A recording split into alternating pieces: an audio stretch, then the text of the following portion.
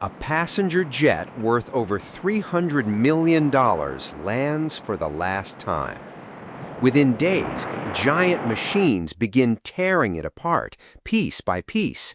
It looks like destruction, but it's actually the start of a business worth millions, and China wants a bigger piece of it. Why would anyone destroy an aircraft worth hundreds of millions of dollars? It sounds insane. No one torches a fortune on purpose. But somewhere in the world, right now, a fully intact aircraft is being cut apart like scrap metal. And the people doing it aren't losing money. They're making it. To understand why, you need to understand why aircraft retire in the first place. Aircraft are built to last 25 to 30 years, but airlines rarely wait that long. Maintenance costs rise sharply as a plane ages.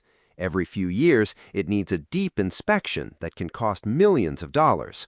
At the same time, newer aircraft burn far less fuel, so at some point the math flips.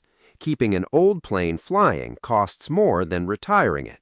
The airline stops flying it, but that's not the end of the story. That's actually where the real business begins.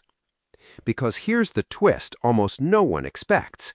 A retired airplane isn't worthless. It's one of the most valuable machines on Earth to take apart. Start with the engines.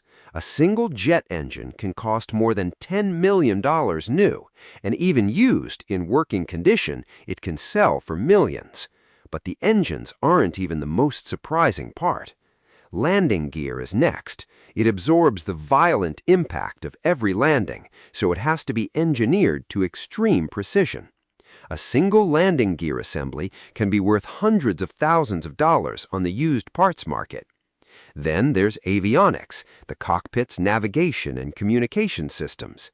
These components are certified, tested, and trusted, which means airlines will pay well for verified used units instead of waiting months for new ones from the manufacturer.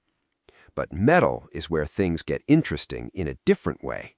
Aircraft are built from aerospace-grade aluminum and titanium, materials that are lightweight, incredibly strong, and expensive to produce from scratch. Recycling that aluminum takes a fraction of the energy needed to refine it from raw ore, so every ton pulled from a retired jet is a ton the industry doesn't have to mine and smelt again. Even the wiring matters. A single aircraft can contain miles of copper wiring, and the electronics inside, sensors, control units, in-flight systems, often still have years of usable life left in them. Add it all up, and industry estimates suggest more than 90% of a retired aircraft's parts can be recovered, reused, or recycled.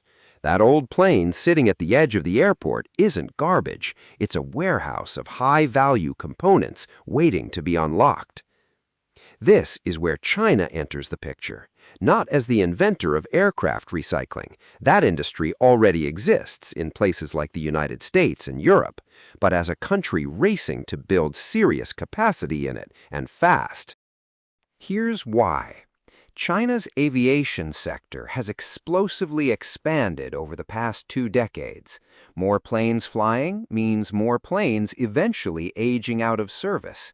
And in China, aircraft tend to retire even earlier than the global average, often after less than 2 decades in the air, compared to roughly 25 years worldwide.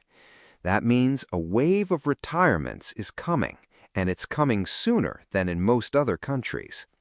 For years, most of those retired Chinese aircraft didn't stay in China at all.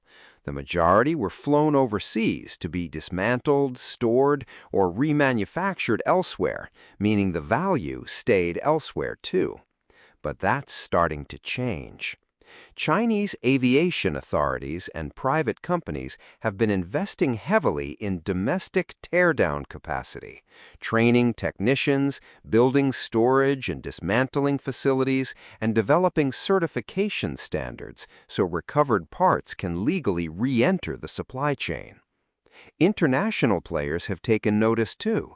Airbus, for example, partnered with the city of Chengdu to help build one of the first full aircraft life cycle service centers in the country, a facility designed to handle everything from storage and maintenance to full disassembly and recycling. Why does this matter so much to China specifically? Because the country is trying to close a loop. China already has one of the largest aircraft maintenance and repair markets on the planet, worth tens of billions of dollars a year.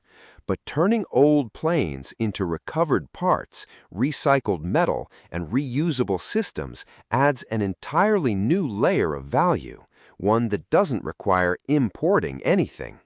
It's aviation's version of a circular economy. Instead of scrapping value and buying new, you recover it, resell it, and reduce reliance on foreign suppliers all at once.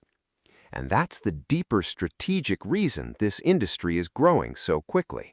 As global supply chains face pressure and new aircraft parts become harder and slower to source, recycled and certified used components are becoming more attractive, not less. An airline that can source a certified used part in weeks instead of waiting months for a factory new one saves both time and money.